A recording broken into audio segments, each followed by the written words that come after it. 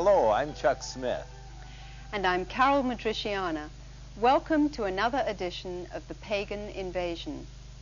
Today, an obvious shift in the religious inclination of Western culture is seen in the fashionable embrace of popular paganism and Eastern mysticism. Until recently, the foundational establishment of North America and Europe was proud to further such biblical concepts as faith in a divine supernatural being, his intervention in creation, and his standards of truth as seen in divine laws of morality. Today, these principles have been replaced with belief in mythology of pagan gods and goddesses, evolution, and shifting values. Prestigious traditional establishments like the Boy Scouts of America, the Girl Scouts, YWCAs, and the YMCAs have included a potpourri of New Age paganism into their programs. Instead of pursuing their original Christian goals, they now endorse Buddhist and Hindu rituals such as Tai Chi and yoga. The promise of power is at the core of paganism, shamanism, witchcraft, the New Age, and Eastern mysticism. It has been seductively packaged as human potential and mind science across the nation, from classrooms to corporate businesses. Motivational gurus are being hired by America's corporate giants to stimulate self-realization and teach their employees Eastern occultic meditation techniques. While virtually no evidence verifies increase in productivity or performance, companies such as TRW, Ford Motor Company, Procter & Gamble, Polaroid, Hewlett-Packard, AT&T, IBM, Coca-Cola, to name but a few, continue to require their employees to participate in occult mental alchemy and Eastern religious transformation. Pacific Bell, California's largest utility company, requires its 65,000 employees to learn mind-altering meditations as part of their employee training program. Most prominent bookstores now carry rapidly growing and financially lucrative New Age sections. These books introduce their oftentimes naive readers to occultism, shamanism, and other pagan practices. Mental health professionals have found it necessary to organize spiritual emergency support groups to help those overwhelmed by dangerous occultic encounters. They warn that parapsychological techniques such as hypnosis, visualization, contact with inner guides, and regression into past lives can have bizarre and dangerous results. The Psychosynthesis Institute states that the use of the imagination is one of the most rapidly spreading new trends in psychology and education. Surprisingly, this powerful form of primitive occultism has even infiltrated today's mainline churches. Promoted under the guise of Christian psychology, creative visualization is often practiced and falsely presented as a biblically acceptable technique. Is there an organization behind the promotion of this new awakening of the divine consciousness? Many experts believe that the Hindu Vishva Parishad, an Indian missionary organization made up of celebrated Hindu religious leaders, is one of the main motivational thrusts behind today's aggressive pagan evangelism to the West. We begin our report in India, the headquarters of Hindu Vishva Parishad.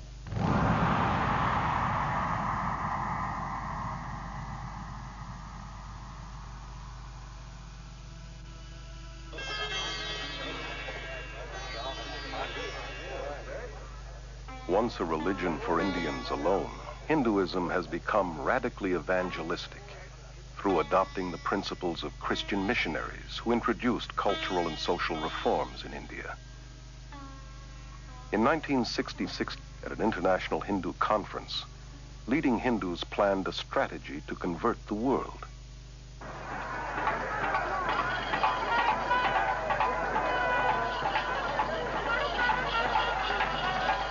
The gurus were chosen as the first crusaders, and their tens of millions of converts are now the first Western Hindus.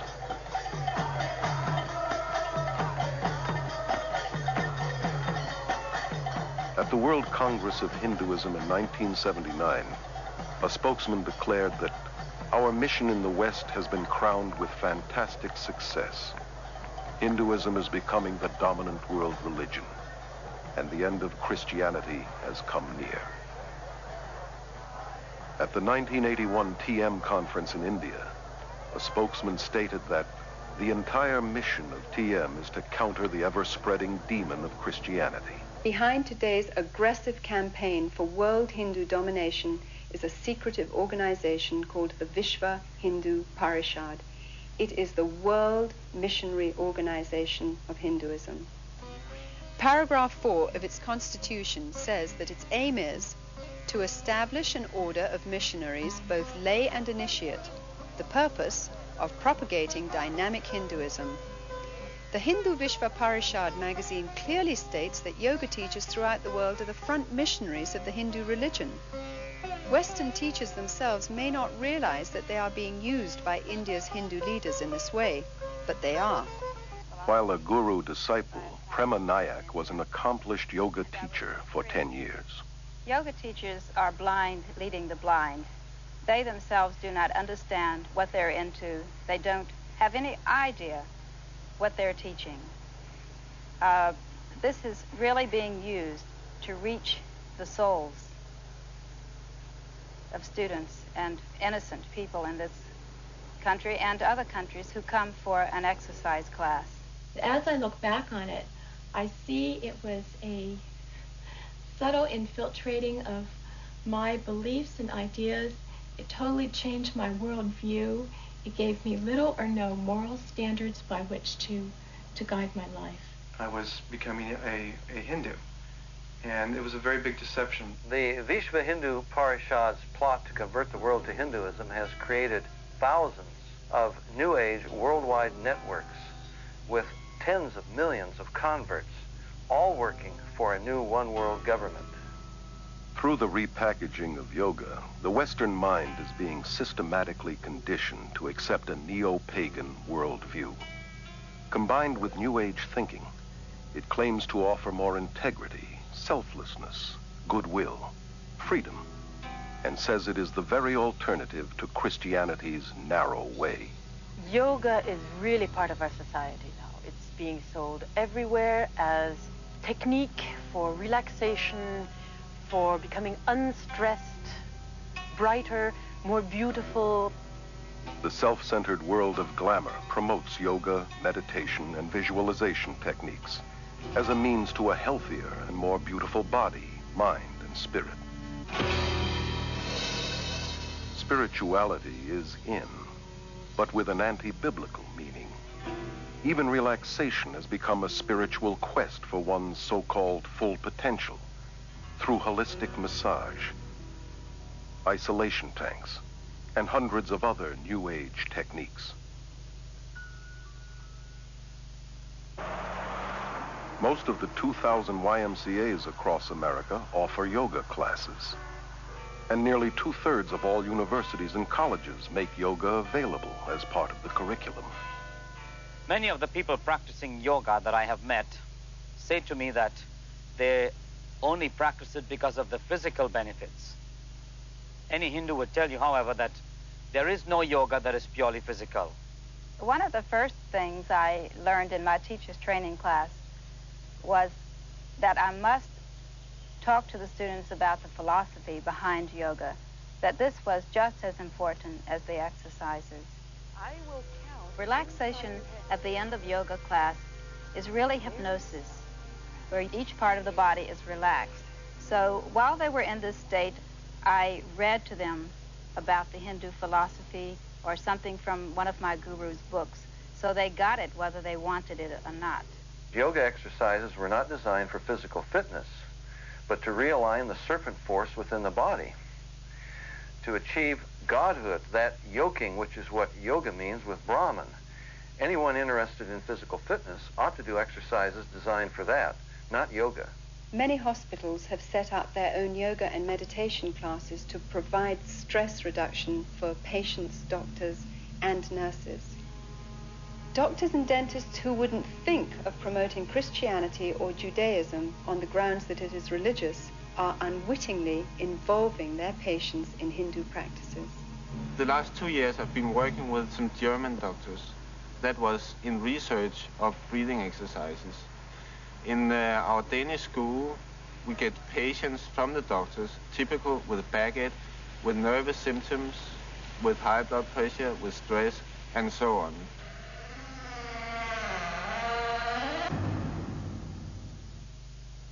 Appearing in the film Gods of the New Age is Dave Hunt, an internationally recognized cult expert and best-selling author of more than a dozen books dealing with Eastern mysticism, psychic phenomenon, cults, and the occult.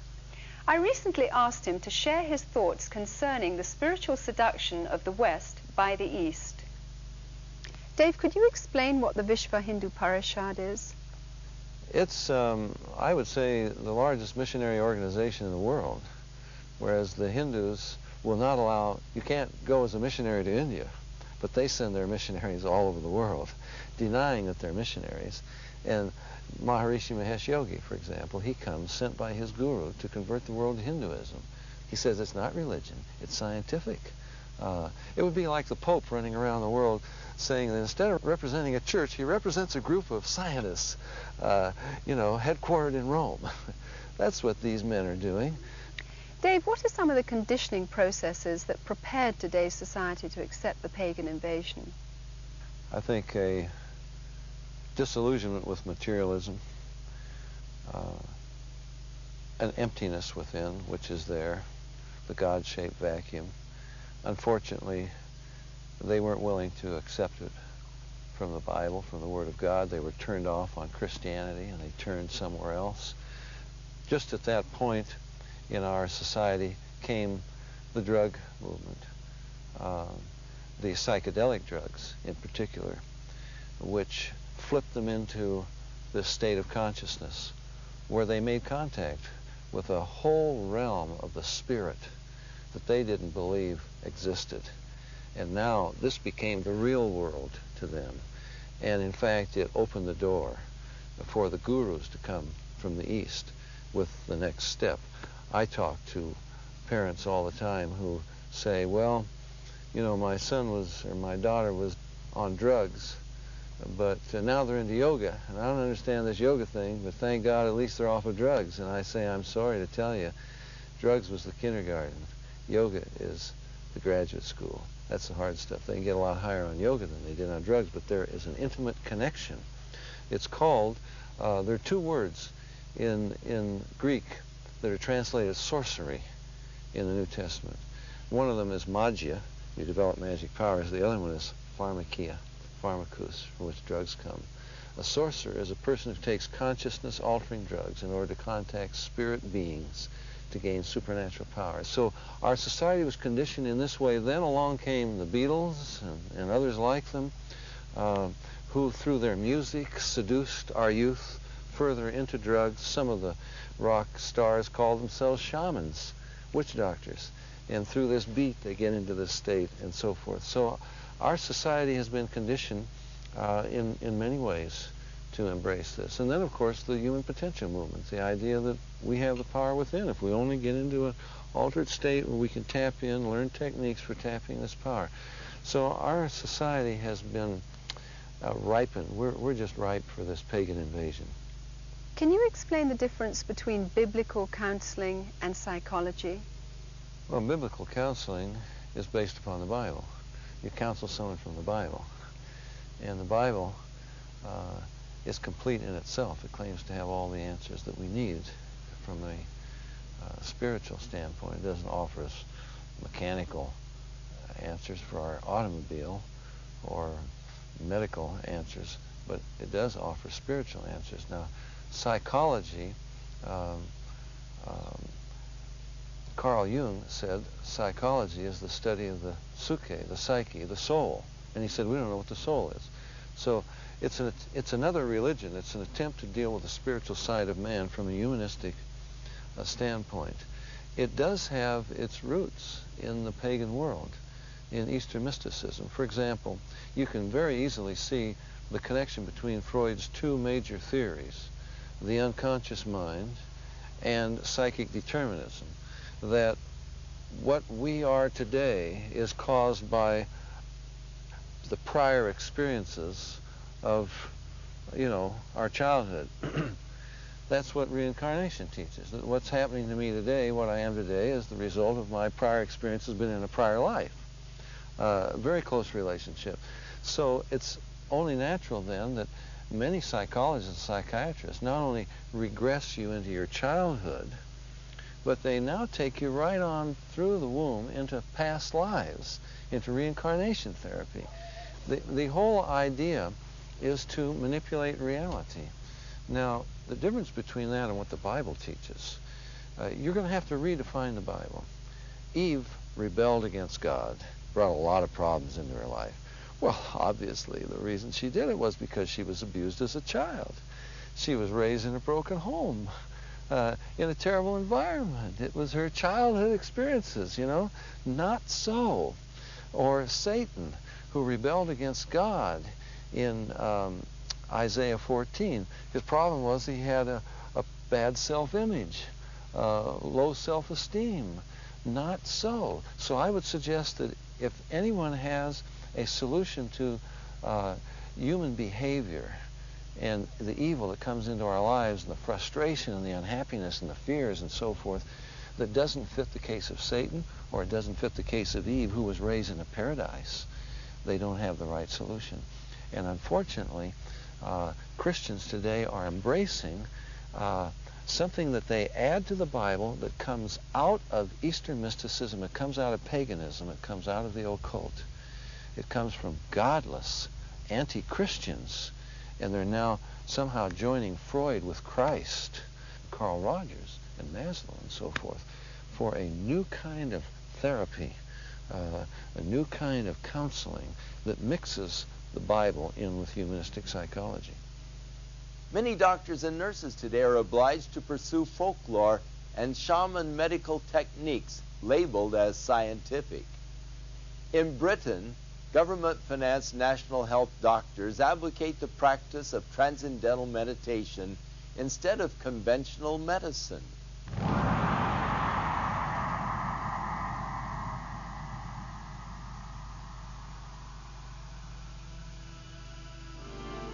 Thousands of MDs, PhDs, chiropractors, and dentists are enthusiastic proponents of New Age holistic medicine. These New Age practitioners operate from the premise that treatment of the body must begin with treatment of the mind and spirit. These therapies involve countless techniques, most of which incorporate altering one's consciousness or hypnosis.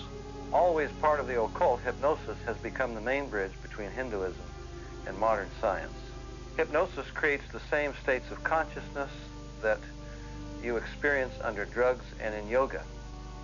Accepted in medicine and psychiatry, hypnosis is the heart of self-improvement and positive mental attitude courses. And hundreds of misinformed Christian psychologists use hypnosis in their daily counseling. Many believe that hypnosis is okay if used by qualified counselors. Somehow used by the right people makes it scientific and not occultic. In pursuit of Freudian myths, psychiatrists use hypnosis to regress patients back into their childhood and into the womb where they relive the traumas of their birth, despite the scientific fact that the prenatal, natal, and early postnatal brain is not sufficiently developed to carry memories. I did indeed experience my original birth thought, but I felt it wasn't enough. I went back and I experienced my thought during my conception, and then I went back from there to a previous lifetime to experience why I had structured my conception the way I did. I mean, it's never ending. You can just keep going. Moreover, they take them right back into prior lives where they come out with factual recountings of lives they've lived all over this earth. Obviously, the memory is not coming from the brain. It's coming from a deceptive source. The field of medicine is embracing numerous New Age beliefs that cannot be explained scientifically, such as acupuncture, which claims to manipulate the Kundalini force with needles, and biofeedback, which uses a monitoring device to train a person to control ordinarily involuntary functions, such as blood pressure. The Menninger Clinic's documentary on biofeedback calls it the yoga of the West. Elmer and Alice Green, pioneer biofeedback researchers, admit that it creates the same state of consciousness and results as yoga. This electronic yoga has now been introduced by psychologists into the world of sports, including the Olympics. Businessmen are coming to yoga today because they want to be relaxed in the middle of their day. They want to train their ability to concentrate. Self-help therapies are a motivational tool used by hundreds of competitive businesses across America. Weekend success and positive mental attitude seminars and mail-order subliminal persuasion cassettes promise to improve personal and business performance through a blend of humanistic psychology and Eastern mysticism.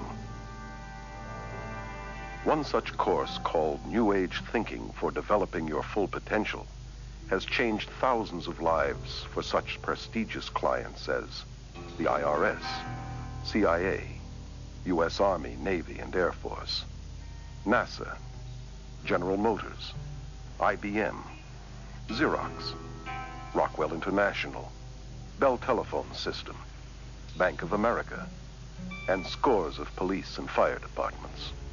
The human potential movement, with its emphasis upon self, self-esteem, self-love, self-acceptance, a positive self-image, is simply a westernized version of the yogi's self-realization, the guru's concept of the divine within, that we're all God.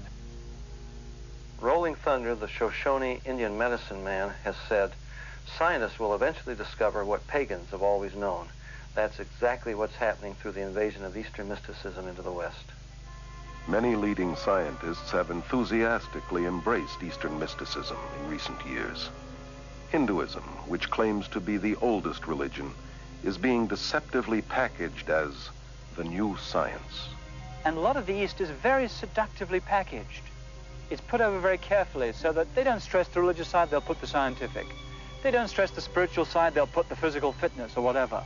The yoga we teach has nothing to do with religion. It is scientific methods in the way that you do something and then you get results. Maharishi found out that in the United States that people would not buy the religion package.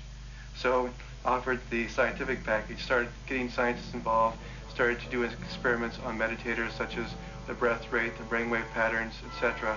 And when they found out that the metabolic rates lowered during meditation, they found they could present it scientifically and people would buy it better that way.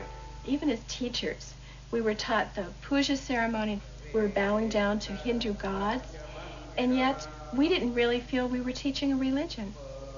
I think that's extremely deceptive and dishonest, because the deeper you get into it, for instance, as people are initiated and so on, what they're taught is the pujas and the basic words and the rituals that are Hindu worship. Of course, many Englishmen and Americans don't realize what the words mean, but if they just asked what the Sanskrit meant, they'd realize that's fundamentally religious, and the whole thing is basically, in that sense, dishonest. Children practice it. It is used for teaching languages. It is used for the businessmen, for all levels of society. It's taught in the schools. In schools across the Western world, from kindergarten through university, Hindu occultism is being openly taught in spite of the otherwise enforced separation between church and state. Guru Thakar Singh was invited to speak at a high school in Southern California. Kurt, a student there, became so overwhelmed that he actually moved to India, where he is now a devoted follower of Thakar. It's only half an hour talk and 20 minutes meditation. And the experience I had while there was like nothing I'd ever experienced before. And just the air, the energy in the chapel where he was speaking was just electrified with feelings of love and just a peace, a hushed quiet that was just bewildering to me. It seems outrageous that in public schools across America, where Christian prayer has been outlawed, yoga, Eastern meditation, and visualization techniques, which are simply forms of Hindu prayer, are not only allowed, they're being actively promoted. Here in some of the schools in the West, in the PE classes, after having started with the physical aspects of yoga, the teacher eventually has the kids chanting words like Om, Brahma, or Krishna, names of the gods. Starting right down from the teacher to the student, we learned that the yoga could really help the kids reduce tension and center themselves. Many teachers are now being encouraged to develop a mass consciousness among the students. Let's relax. We're going to very slowly lift our hands up. Children are taught to let go of their critical faculties and center in on their intuitive feelings and experiences. Just really, really relax. Imagine that you're on top of a really soft and fluffy cloud. When you're just really relaxed, comfortable. Just see that blue sky in your mind.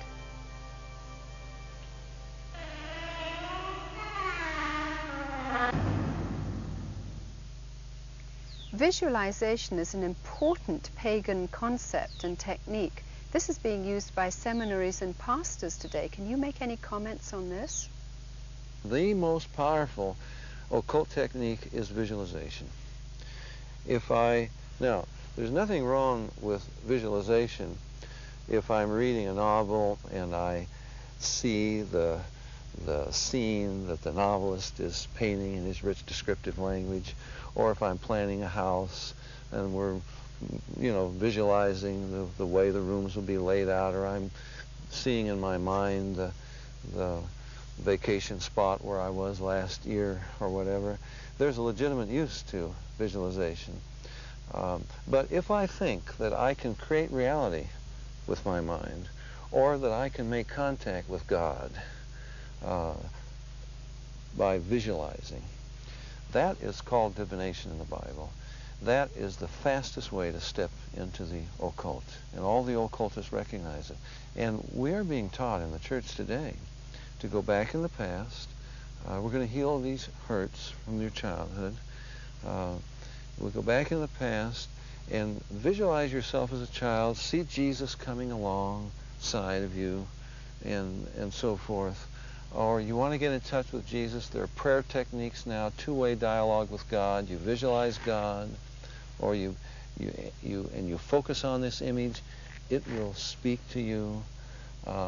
There are people who get into inner healing and they visualize Jesus, and suddenly they say, it was no longer my mind in control, but this image that I have conjured up in my mind of Jesus took on its own life and began to talk to me and guide me. Now they've made contact with the spirit world. And you don't call from the right hand of the Father on high, the Son of God, as your private guru to appear before you and talk to you anytime you please. Now, if Jesus chooses to appear to someone, I'm not against visions. If Jesus appears to you, I've got nothing against that if it's really Jesus. But if you initiate this, you cause it to happen, that's called divination. And God is not going to be at your whim, and he's not going to come. Now, you could take a popular book on meditation out there, Celebration of Discipline.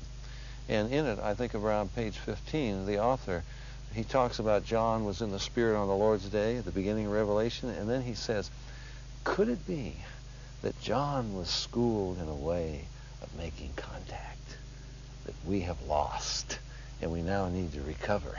That's a technique. The idea that there's some kind of a technique, it simply is not true. Man wants to play God.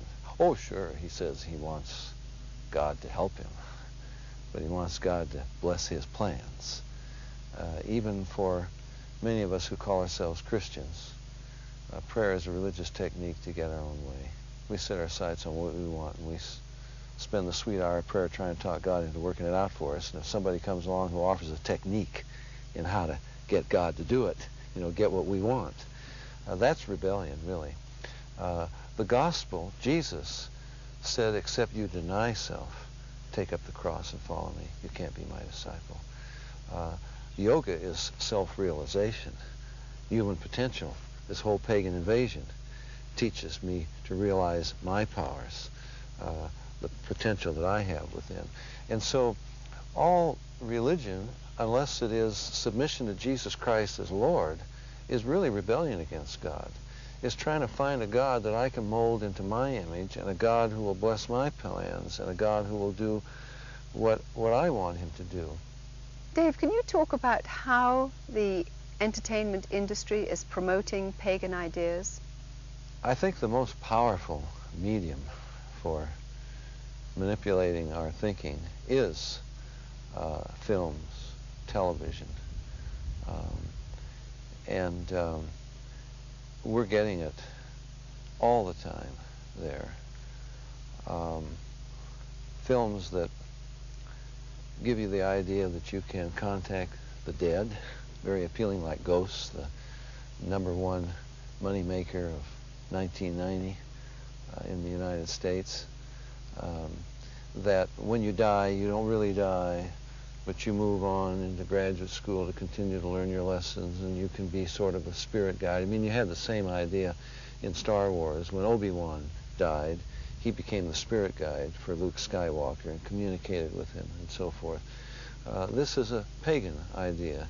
It's been around for thousands of years, and it's being embraced now in the Western world. The idea that we can develop supernatural powers.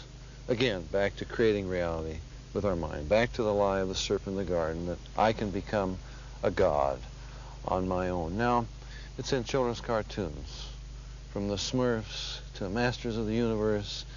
You've got your little granddaughter running around saying, "Shira, Princess of Power," and I don't need Jesus. I've got Shira, you know.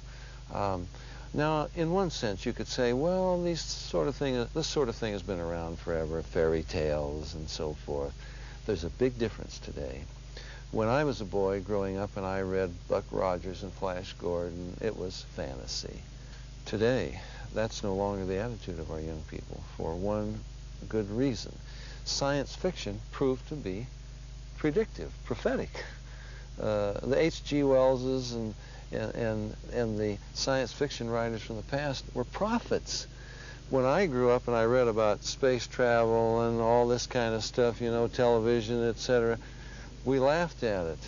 It happened. So the kids that are watching television and seeing these science fiction films today, they look upon this as something that can be attained. Yes, we can attain it. So they are seduced into this whole world of magic in a way that I never was as a child when I grew up. While the classrooms have become the pulpits for New Age Hindu occultism, another major source of influence is the media.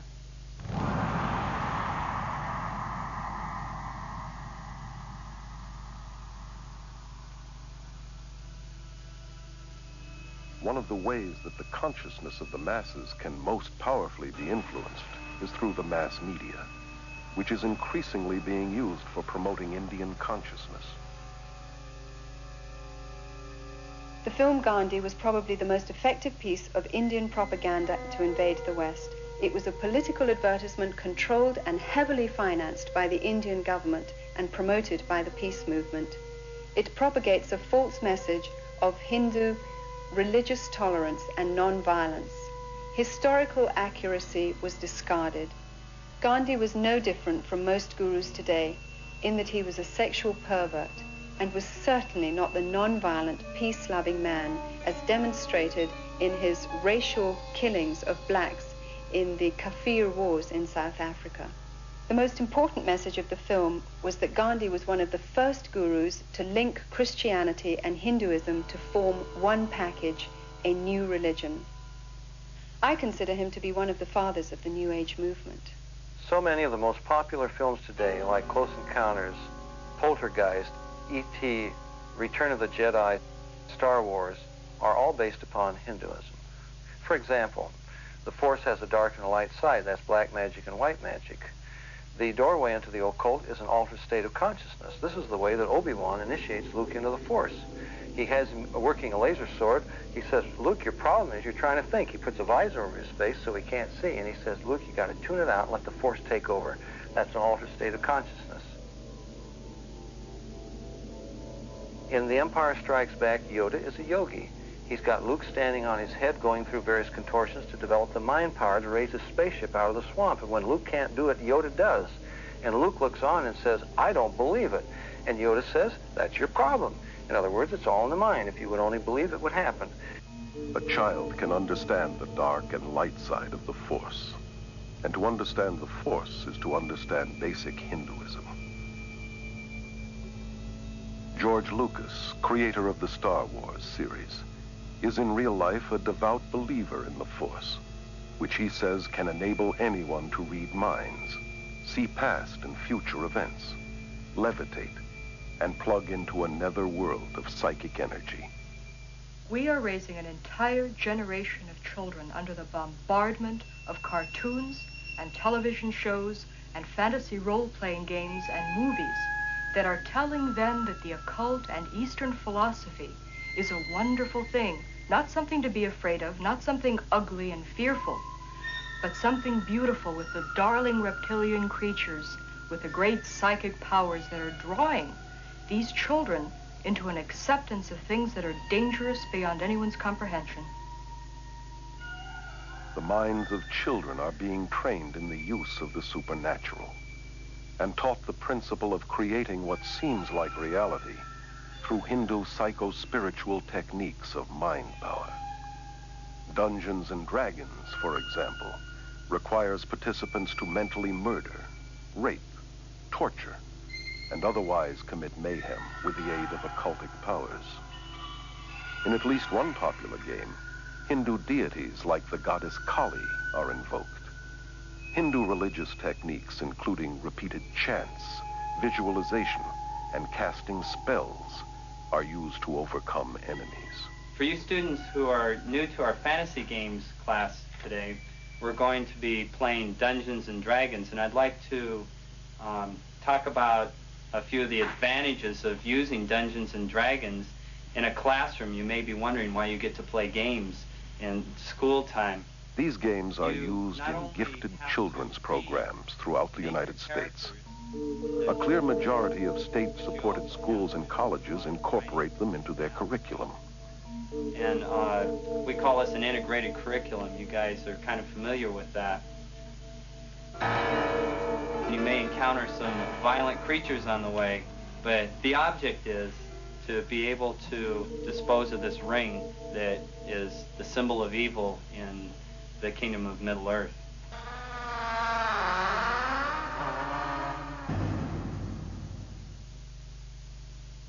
As we look at the fruit of Eastern religion, we see in India the poverty that is there, the ignorance, the superstition.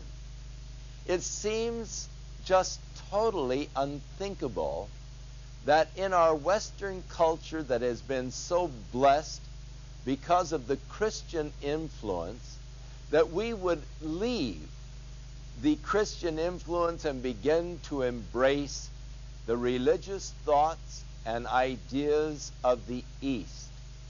But unfortunately and tragically, that is exactly what we see happening today.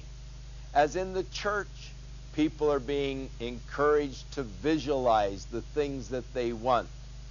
They are taught that by faith they can bring into reality anything they desire. And the sovereignty of God and the control of God over man has been twisted so that man becomes the sovereign and God becomes the genie that must obey the demands or the desires of man. Surely we need to get back to biblical Christianity, and we need to forsake these principles and practices that are being espoused by even church leaders, principles that go back to actually the metaphysics or to the Hindu beliefs, the think and grow rich concepts. You can have whatever you visualize, but we need to realize that God is in control of our lives, and we should want God to be in control of our lives and just submit ourselves to that which He knows best for us. Within all of us, there is a God-shaped vacuum Throughout the ages, man has attempted to fill that void with the things of the world. But it is only through a relationship with our Creator that we can be truly satisfied. His Holy Scriptures reveal the way in which we can be reconciled to God, and that is through the provisions of His Son, Jesus Christ. I'm Chuck Smith. And I'm Carol Matriciana. Join us again for another edition of The Pagan Invasion.